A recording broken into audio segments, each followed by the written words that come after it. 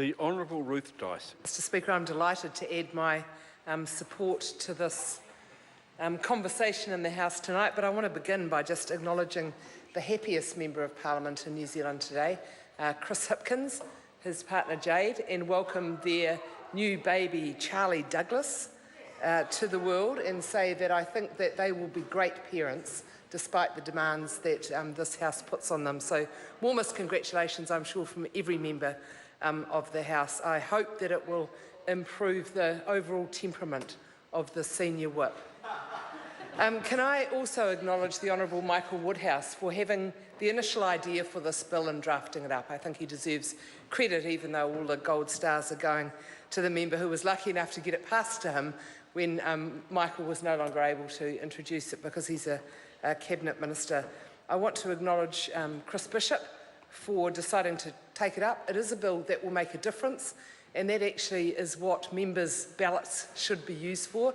They might not be huge issues like adoption reform or homosexual law reform bill, marriage equality. We've had those really big issues brought through the House as a member's bill, but it's a really appropriate use of the member's ballot to progress a bill that will make a lot of difference, and this one certainly will.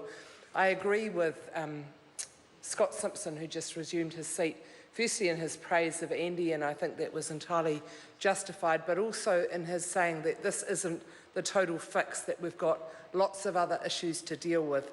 The cultural aspects that Ria Bond touched on in her thoughtful contribution, I think, need to be discussed more openly, more widely, given particularly the high number of Pacifica and Māori people who we have in New Zealand with diabetes.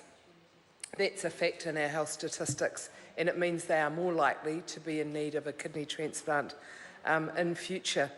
This will address quite a lot of the financial barriers, but it won't address those other issues. I think we should get really brave and not adopt, but look at the system that they have in Iran. We wouldn't do it in New Zealand because it's just not part of our nature, but there could be other things that we learn from it. They sell kidneys. In Iran, there's no waiting list, there's no dialysis. We would never go to that extreme, but I think we can learn about cultural change that was driven by their financial contribution.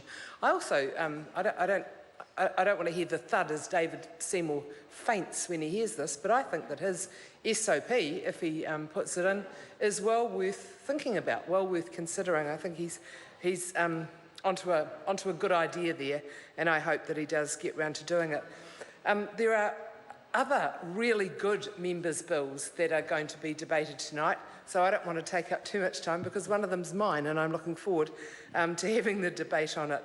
The final point I want to make, though, is that people will genuinely benefit from this, people who donate organs and people who receive them. And I think that's a very good thing for Parliament to be doing. It's probably long overdue, but we can do it now, and that's a good thing to progress. I want to acknowledge everyone who's had any connection with donating organs, either receiving them or giving them. Most of our donors are not live donors.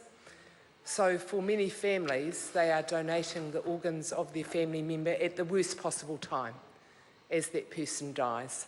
So we should acknowledge them and the courage and strength that they have to be able to go through that decision, and also acknowledge that for the recipients, it means that they are able to get a life, often quite literally.